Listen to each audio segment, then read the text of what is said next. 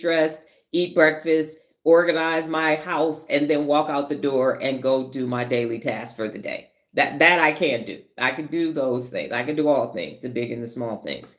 Okay, so get organized and stay organized. This message, this current information is from the American Psychiatric Association. I was shocked too when I found out whose article this was, but hey, it works. So, what part of the brain do you use? What or how do you pivot back is something that takes a person off track. So what happens is, what I believe happens is that you have an unaccountable event or an unaccountable person show up in your life. And instead of holding them personally accountable or handling the conflict, your amygdala gets hijacked and then that derails the process. So it is a direct result of an unaccountable person doing something. And now you either go to their rescue, you go to a fight, flight, freeze, or appease process, and it throws you off track.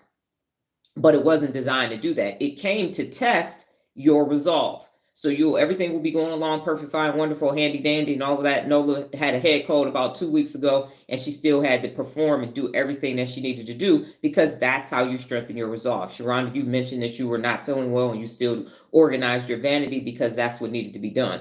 So that's where the strength to persevere, because persevere during adversity, during times of adversity, is also one of the 74 principles of real leadership. That's where the mental strength comes from. And there are experts out there that would say mental strength is go run 10 miles. Mental strength is punch a bag, lift some weights. Oh, mental strength. No, mental strength comes when one of your defects of character shows up, one of your traumatic events shows up, and you persevere through that. You say, okay, yep, I understand that my amygdala is warning me that this might be that situation, but I still need to get on live today. I had a sinus infection and still was on live every day. Today is my day 494 day of going live. So what happens is it's showing up to see if you are going to, which is another principle of real leadership, keep your word to yourself, or are you going to put it off to the wayside? Because if you keep your word, now you will be rewarded with your dopamine. So you had your dopamine, even though you didn't feel well, because everything was organized for you. So that's what it's there to do, is to see if you, universe, higher power, whomever you believe in, is there to test you. Everybody back in the day, you got to test to have testimony. We used to call it testing line back in the day. But when you had a real test and you pass it, you have this new neural pathway and this new strength that takes place. But if you let those unaccountable people and what they do throw you off, now you've lost, and now you got to start back over. Duolingo has a streak, and the Bible app has a streak as well. In Duolingo, you can have a streak freeze, but in the Bible app, you can't. So think about a streak that you have, and then all of a sudden that streak is broken because of an unaccountable act on your part or on the part of someone else's. So you have to get organized and stay organized. Just like I said, pick something small to declutter your life.